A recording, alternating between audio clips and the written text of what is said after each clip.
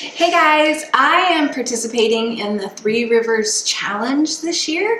Basically what that means is for the month of January, possibly February, but I'm not really sure about that one yet. We're going to kind of see how we feel when we get to it. I am going to pretty much just feed my family out of my pantry and out of my freezers. And that has taken some preparation on my part. But today I wanted to show you guys a couple of the things that I have made already in the month of January that I was able to do that with. So one of the biggest, I guess, challenges with this is fresh produce, because it's hard to get produce that is going to last for a full month. And so one of the things that I am trying to do is find new ways to prepare that produce so that it is usable for a longer period of time. So one of the things that I have done is ferment some salsa. So this is actually in the process of being fermented right now. I'm having a little bit of bubbles on the top, which is great. That's what you want. And it is looking good. But I was able to take some fresh salsa that I had made for a meal, make sure that I made enough extra to put on my counter to ferment, because once this is done fermenting, it is going to be good for up to like 6 months to a year in my refrigerator. So it's going to give us all of the nutrients that we would get from that fresh produce, plus the probiotics that you get from fermentation. So having like new ways to prepare some of that food can be super, super useful.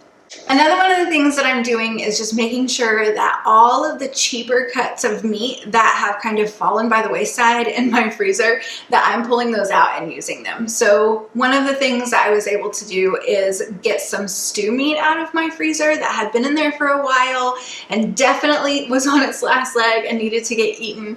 And rather than making beef stew, because it's a little bit warm for that for us right now, I decided to use it to make some tacos. So I just wanted to share with you guys today my recipe for my fermented salsa and my beef stew taco meat. So we're gonna start off talking about the fermented salsa. So I love making salsa, especially in the summer when you can get like fresh tomatoes and cilantro just right out of the garden. But this is actually something that I have found that it really just adds a lot of freshness to any like Mexican meal that we're making.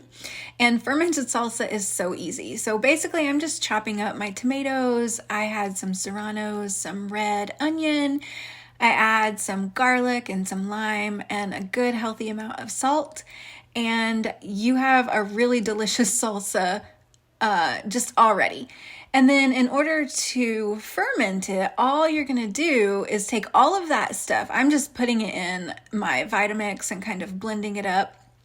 I also just really like to sometimes just do a rough chop and have more of a pico de gallo. But here I put it in the Vitamix and I mixed it all up.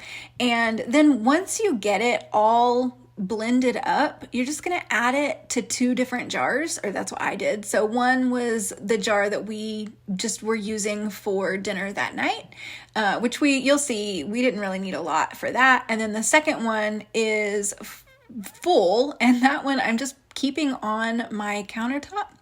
I'll keep it on my countertop. Right now it's pretty chilly, so I'll keep it on my countertop for probably about 7 days.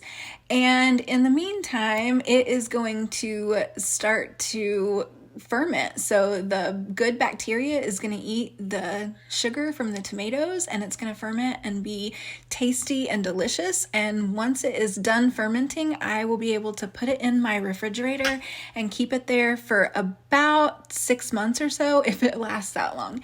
Fermented food does have more of a twangy taste to it, which I think works really, really well with salsa. The only thing that you have to remember is that if you are doing like I am, where you just have a regular canning jar on top, you want to make sure and burp that every day. So you're just going to open the jar just a touch, real slow, and you're going to hear kind of like what you hear when you open a soda bottle, just that sound, and that is just the carbon dioxide releasing. And then you can close it back up and set it back on your counter and leave it until the next day when you just open it up. So it's really a lot of hands-off time to make it, but it is something that you can use to make sure that you have fresh produce that is going to stay good for a long time in your refrigerator. My stew meat tacos are definitely a favorite. It is a great way to use a way cheaper cut of meat than you would get from like a roast or a skirt steak or something. And this meat is so good. So the first thing that you want to do is just brown it in some olive oil. Once you get that browned, you just want to move that over to your Instant Pot or your crock pot if you prefer to use it that way. And then you're going to do your seasoning. So we're going to start with 2 teaspoons of garlic powder, a teaspoon of red pepper flakes, a teaspoon of oregano, a teaspoon and a half of salt, 2 teaspoons of cumin, and 2 teaspoons of chili powder. I love the seasonings from Azure Standard. If you don't order from there or you have been thinking about ordering from there, the seasonings are a really great place to start. So once you get that all mixed up, you're just going to add that to the meat and give that a really good stir. This is amazing smelling. You could also brown that meat directly in the Instant Pot. That's another option. And then I am adding, probably about 2 cups of beef bone broth. I have homemade beef bone broth. I just really like the benefits of that, but you can use store-bought for real. You can use store-bought really easily as well.